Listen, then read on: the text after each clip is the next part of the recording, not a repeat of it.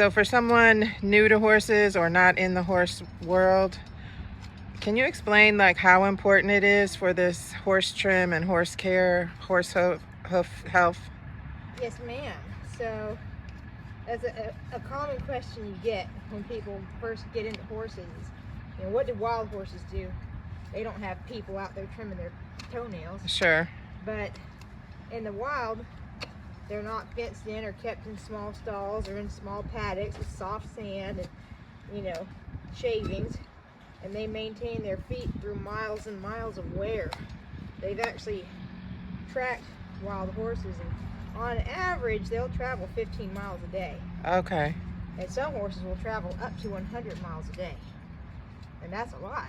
That's a lot. They're walking and eating and walking and eating all day. Sure. But in domestic circumstances, they just cannot wear their feet down enough in most cases. Very rarely you can have one that self-trims real well.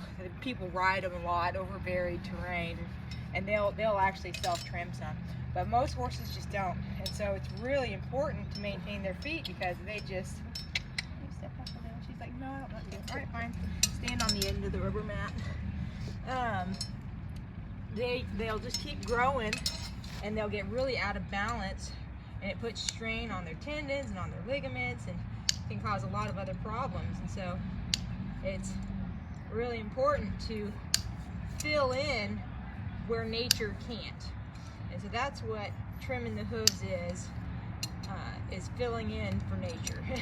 Okay. We're maintaining miles by trimming instead of them actually traveling the miles themselves. Now, with some horses that are in performance and things like that that require more mechanics or shoes, you know, that's a little bit different than what I've been doing. I mostly just maintain healthy barefoot feet, and on occasion we'll do casting or glue on shoes for rehabs and things like that, but I mostly prefer keeping them barefoot and natural. But yeah, so hoof health is imperative. There's an old saying, no hoof, no horse. Wow. If they're lame, it's often hoof related. Okay. Not always, but often. And so if you want a horse to be healthy and usable and happy, they need to have healthy and happy feet. That makes sense. Her Cowgirl Strength is here today with Kye Holden, and she is a female farrier. Kye, can you give me a little background about why you got into being a farrier and explain what a farrier does? All right, so the backstory is actually pretty funny. I have loved horses since I was 2. I never want Barbies or dolls. I always wanted My Little Pony and horses and models. And one time my mom got me a horse that came with a Barbie that rode it, and I cried because I didn't want the Barbie. I just wanted the horse.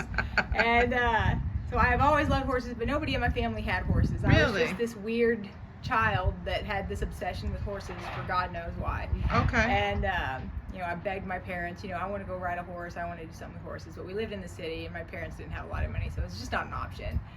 So I think I was 8 the first time I got to ride a horse. My parents took me to a one of those just dude ranches where you just sit on a horse and it follows. It knows the what to horses. do, yeah.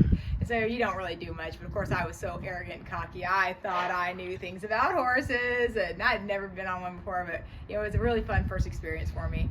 So I've always loved them. When I was, I want to say 11, we moved out to the country and got some land, and met some people through church that had horses. And so when I was like 12, I would go over to their house and I'd do yard work and I'd, you know, whatever. And then in turn, he would teach me about horses. Okay. These are their feet, and this is how you put the halters on, and this is how you do the saddle. And then eventually he started teaching me, and he was a cool dude. He was a Wyoming cowboy.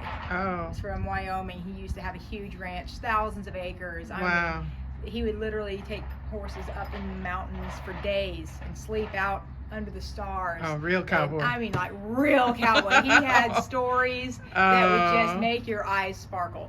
I mean, I love him to death. he's 80 years old now, and he still occasionally rides, but Awesome. he really neat guy. So he's the one that everybody in the horse world can thank for getting me started Okay. with horses. And so love him to death. He taught me a lot, and he actually introduced me to like the Monty Roberts books and stuff like that, and natural horsemanship, and how to work with horses in a better way than just force. And so I would say I was 14, and we had a neighbor that had horses, and they didn't live on property, but they had, like, I want to say it was like 15 horses that they just pasture bred, and they had about 300 acres, and they just had horses out there. And I asked them if it was okay if I just went out there and messed with the horses sometimes. And they're like, oh yeah, sure, whenever you want to go out there. In fact, if you can get some of them under saddle, we'll pay you. Oh. So 14 years old. Oh, you're gonna love do horses it. forever. I've been learning from this older cowboy for 2 years, so I knew something, right? You So thought you did. I'm going to start training these horses. So I started working with the horses, and I got several of them under saddle. And of course, I got bucked off and I got skinned up, but when you're a tough teenager, you don't care. You just keep doing it. And I loved it. And they even paid me to do it. So I'm getting to work with horses. Perfect. It's my dream, and I'm getting to do that. And then they had a mare. It was a maiden mare, so it was first time having a baby, and she had a foal, and for some reason she just rejected it. She did not want that baby. If it tried to go up and nurse, she'd kick it off, and she was just being real ugly to it. And of course they didn't live there, and so they happened to come down that weekend, and they happened to be there the day the foal was born. And so I went out there, and I saw them out there struggling with that foal, and I was like, hey, what's going on? They're like, she's rejecting it, she's kicking it. And I'm like, gosh, that's terrible. So we put her into a corral, and we tried giving her feed and tying her feet to a post so that the baby could get the colostrum and at least nurse a little. And we were trying to get that, get them to bond. Sometimes after they get the smell, they'll accept them, but this mare just wouldn't. Just wouldn't. And so they had to go back to their home, and I told them, I'll keep going there every day, and I'll feed her, and I'll tie her feet, let him nurse. But foals typically nurse every 2 to 4 hours. They're not like cows where they can just nurse 2-3 times a day.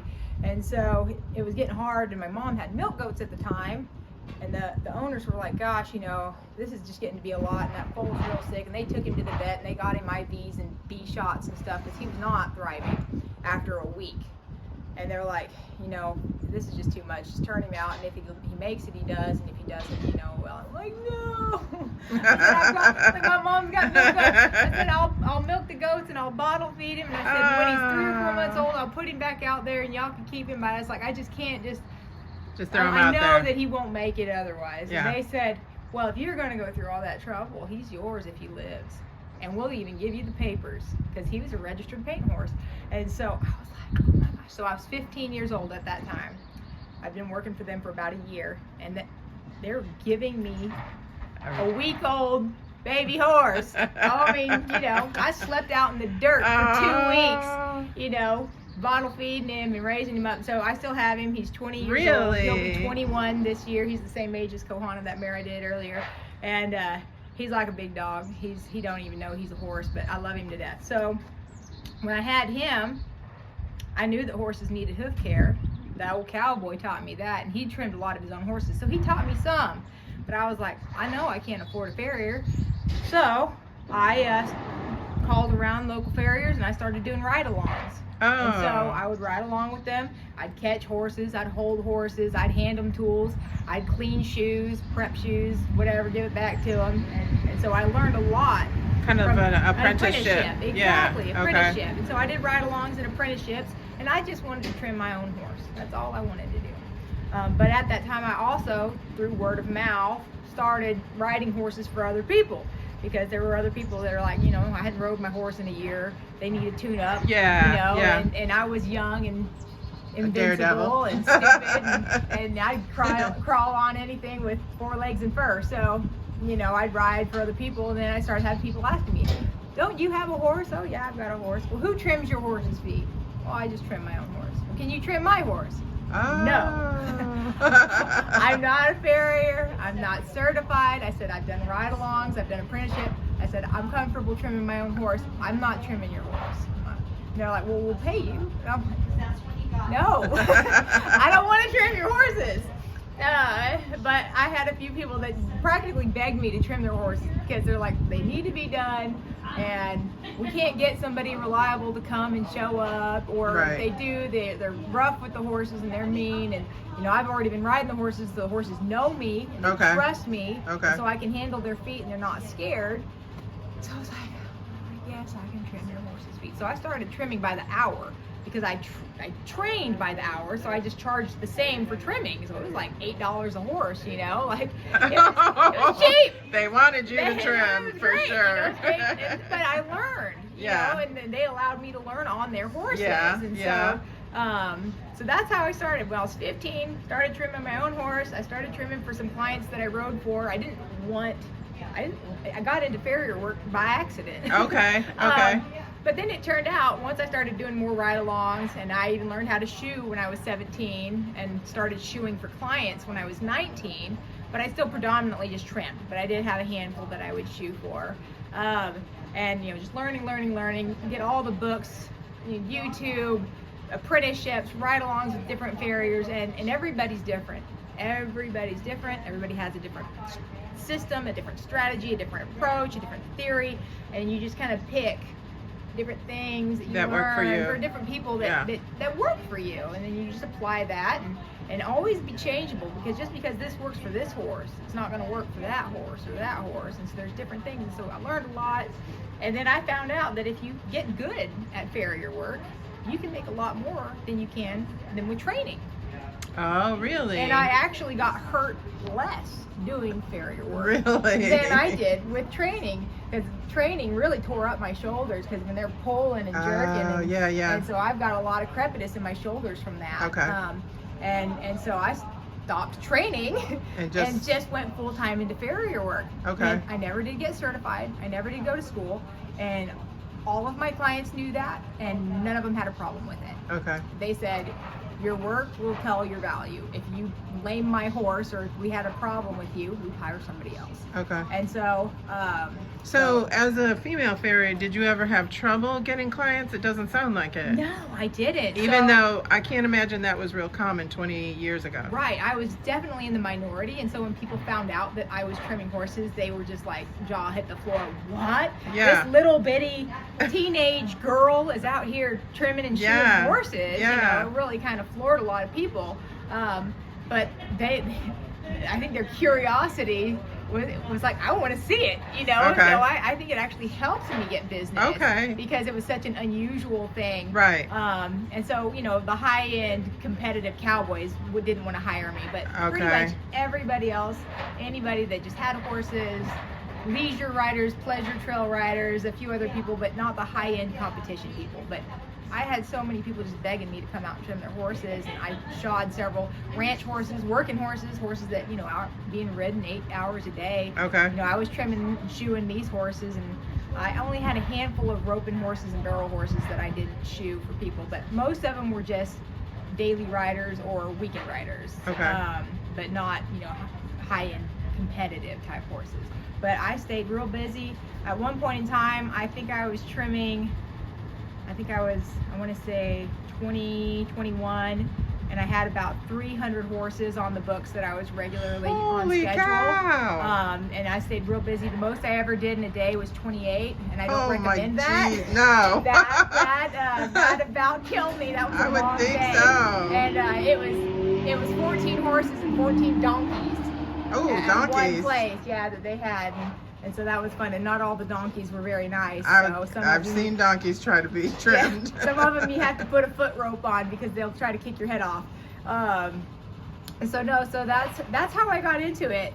And then, like I said, it just seemed like it just worked out. So I stayed with it, and I love it. And I'm always learning. I'm always continuing to stay as educated as I can.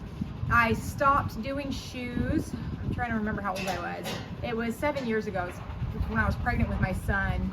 When I had my first daughter, I still continued to shoe, but when I was pregnant with my son, I had an incident before I got pregnant where a horse ripped their foot right after I drove the nail through, and the nail got caught. It missed my shafts, and it caught me right in the groin, and that's really close to a major artery. And I thought to myself, you know, talk about a freak accident. I've got kids now, and shoes are just dangerous. Really? And so I decided then, I'm like, I'm gonna put down the hammer and the nails, and I'm just gonna do Sure. barefoot, boots, and I did that for several years. And then glue-on shoes became really popular and were getting more interest, and so I looked into that. So Okay. I also do composite shoes now too, glue-on, casting, urethane shoes like that.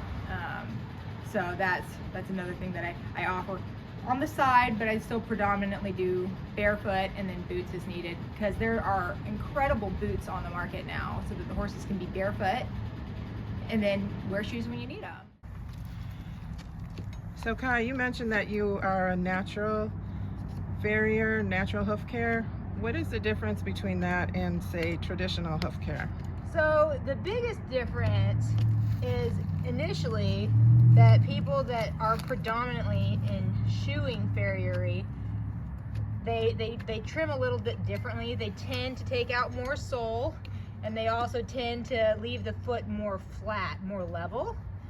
Whereas more natural hoof care, typically you try to leave more in the foot, and you bevel and roll and try to follow the sole plane more instead of just having them flat.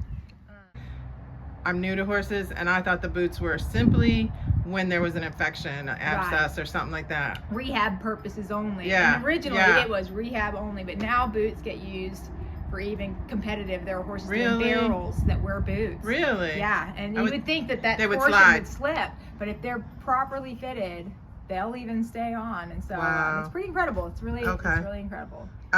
So what do you think the difference is between being a female farrier versus a male farrier, as far as I see when I was watching you, you're bent over a lot, holding the hoof up and everything, that you rest them on your leg and everything. Do you think it's harder or what? So I believe it's just different. So men have more hand strength and more upper body strength. And so I think they're able to just handle the horse's legs and the horse's weight and just the hand tools, you know, like the nippers and the rasp and the knife better, and with less damage. You know, a lot of women farriers that have done it for a long time, they suffer from like carpal tunnel, nerve damage, numbness, tingling, aching. Okay. And there's issues. I even had surgery for carpal tunnel. Really? Because of that, and because it can get really bad. And so men have the advantage of the upper body and the hand strength. However, I also feel like women have an advantage in flexibility as well as empathy. Women just are more nurturing by nature. That's what we do. And so, you know, horses that are challenging or are dealing with pain issues, I feel like generally women are more accommodating to that. We're more willing to find out where the horse is comfortable and work around the horse to help it. Now, I've met men that are able to do that too and are willing to do that, but I feel like just women in general being more flexible, typically being smaller, it's easier for us to get under there and accommodate those horses that have those mobility challenges. So everybody has their strengths. Yes, ma'am. Exactly. So as far as nurturing, you told me you just had a baby. Yes, ma'am. I have a baby. She was born September 8th. And you're out doing the work again. Yes, ma'am. I got back to it as soon as I could. I had clients begging me, when are you coming back? And you told me you trimmed your horse the day before you delivered. Yes, ma'am. It was actually a really funny thing. I thought I still had 3 weeks until my due date. And so I was trimming some of my clients' horses one day. Then the next day I trimmed my horses, and I have 4 horses and got them trimmed. It wiped me out, but I got them trimmed. And then I got home the next day, and then I'd called my mom, and I'm just like, I'm getting contractions. I'm like, I think I might be in labor. Oh, gosh. And I had my first home birth. It was planned, but it was a home birth. All my others I had at a hospital, but I had miserable hospital experiences. Yeah. So this time I wanted to do a home birth, and the midwife wasn't able to come and bring the birthing pool, so we just had the baby in a bathtub. So yeah. So these are things that men don't do. No. They just go to work and come back. And that's why I'm so fascinated with the women that are out doing, you know, stereotypical man jobs or whatever, and still doing all the nurturing, the family, the kid raising. Like, you're a superwoman. And I'm glad that you bring that up, because that is one aspect that with men farriers, you know, sometimes they'll get kicked. or they'll get hurt, and then they're down for a while and they have to have other farriers help them. With women, we have different kinds of issues. I mean, we can still get kicked and hurt too, but like having a baby, like you said, men don't really have that, that problem where they have to take time off for that. But I'm really blessed that I actually have a really great network of women that are farriers. Now I have a network of men and women barefoot trimmers that I have a group that support group with, but I have a group that's just specifically women hoof care providers, and they have been wonderful for me because I had several of them pick up my clients while I needed some time off, and they took care of them, and they were more than happy to give them back once I was able to come back to work. And it's just a real blessing to have that kind of a network and that kind of camaraderie and people to lean on. Because otherwise you're just stressing out. And I imagine some of these other women have been through similar life situations, and you all injuries and surgeries and just life. And you can all relate within your business, but also as women. Yes. That's awesome. It's really great. Or like, you know, even if somebody just gets sick and they just get behind, or if they want to go on vacation and spend some time with their husband somewhere for a couple of weeks, but they can't, you know, leave their books that long, because, you know, so you can work and work and work yourself to death, go on vacation, and then come back and you've got to just work yourself to death to get caught back up. But if you can just be like, hey, can you cover for me for these clients for these weeks? You know, it's a really big relief. That's nice. That's good. It's a real blessing. And so what would you say that you love the most about it, or that you dislike? That is a good question. I'll have to think about that for a minute. So what I love about it is I've always loved horses, and I feel like horses are therapeutic. Just being around them is therapeutic. And so like life is stressful, people are stressful, but horses, they require you to ground yourself, because if you go into work with all the stress of your life, the horses can feel that, and it gets them stressed, and it makes them harder to work on. But if you can ground yourself and you learn how to just let that stuff go, when you're working with the horse, they can feel your peace, and it makes them more quiet. So I feel like it kind of forces you to be grounded, and it in that moment. It forces you to be present, right, in the moment. That's awesome. And it's therapy for me. It's therapy for me to do therapy for horses. That's cool. And it's very satisfying to see progress and to see them improve in comfort and health and wellness. I love that it's something that's physical, because I like to be fit and healthy, and sometimes I don't prioritize working out, but since my work is physical, it's my workout. It works. And so it works. But I do encourage that anybody that does this still does, you know, like yoga or core I would think you want to keep your core keep your core as strong as possible. And then flexibility helps tremendously as well. But that's so probably what don't what you I like? love the most. So what I don't like is sometimes people are hard to work with. It's not the horses. It's not the horses, it's the people.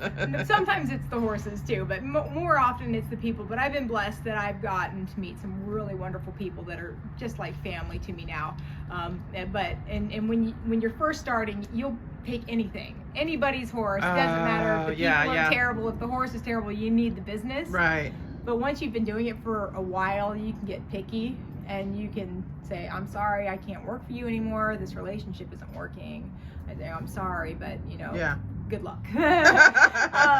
And so sometimes that is the case, but you know, the thing that I probably don't like the most about it is that it does wear on your body. And like, while it does, you know, it's physical and I like it being physical, it is also wearing on your body. It's hard. And so it's not something that a lot of people can do forever. A lot of people, you know, a lot of people quit after just 2 or 3 years, because it's a tough business. You've got to be really self-disciplined, self-motivated. You've got to be organized. Being self-employed, the government punishes you.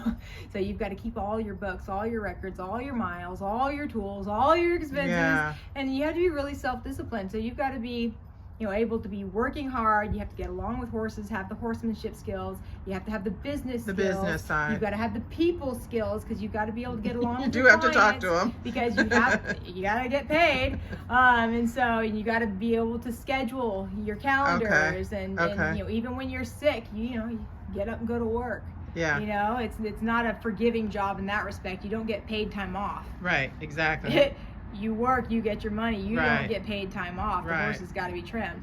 And so in that respect, it's hard. It's Yeah. a hard job. So I'll say that's what I don't like about it. It's hard. And It's there's hard. no joke about it, that it is hard. It's hard Okay. physically, it's hard mentally, it's hard emotionally. If you've got several people that have their horses colicking or foundering at the same time, you're attached to these horses Sure. like they're your own, and it can Sure. be just emotionally exhausting Yeah. sometimes. And so it's hard, but it's Okay. worth it.